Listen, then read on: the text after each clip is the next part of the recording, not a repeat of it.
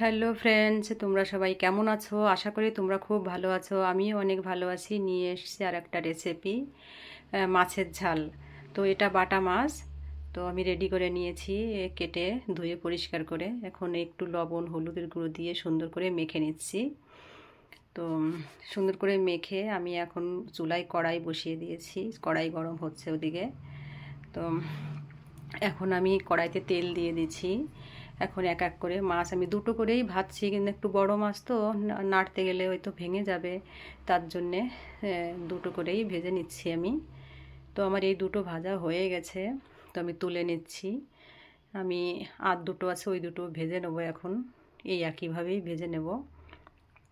আমার এই দুটো ভাজা হয়ে গেছে, আমি তুলে নিচ্ছি।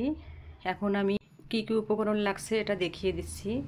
আমি নিয়ে নিয়েছি জিরে বাটা, আদা রসুন বাটা, গরম মশলা, এটা গোলমরিচ, লঙ্কার গুঁড়ি, এটা কাশ্মীরি লঙ্কার গুঁড়ি, কাঁচা লঙ্কা, পেঁয়াজ কুচি, টমেটো পেস্ট।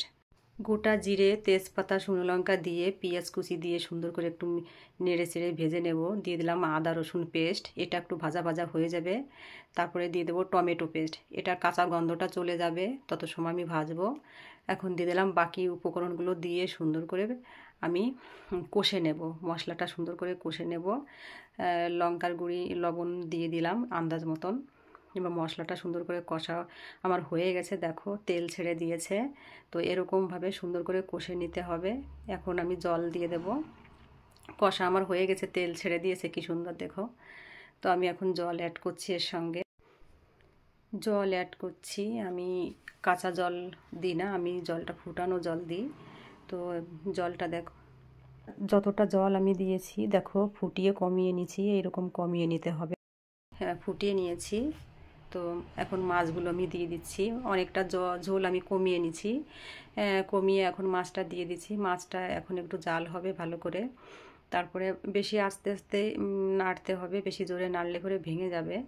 তো আমার দেখো পুরো রেডি হয়ে গেছে, আমার মাছের ঝালটা কমপ্লিট হয়ে গেছে প্রায়। আমি একটু ধনেপাতা দিয়ে দেবো উপর দিয়ে। তো একটু ধনেপাতা কুচি আমি দিয়ে দিচ্ছি এর উপরে, সুন্দর করে ছড়িয়ে। তো আমার হয়ে গেছে রান্না, আমি এখন প্লেটে নিয়ে নিয়েছি। তাই এইভাবে বাড়িতে ট্রাই করে দেখো, খুবই টেস্ট লাগবে খেতে। দেখা হবে পরের রেসিপিতে। Tata, by.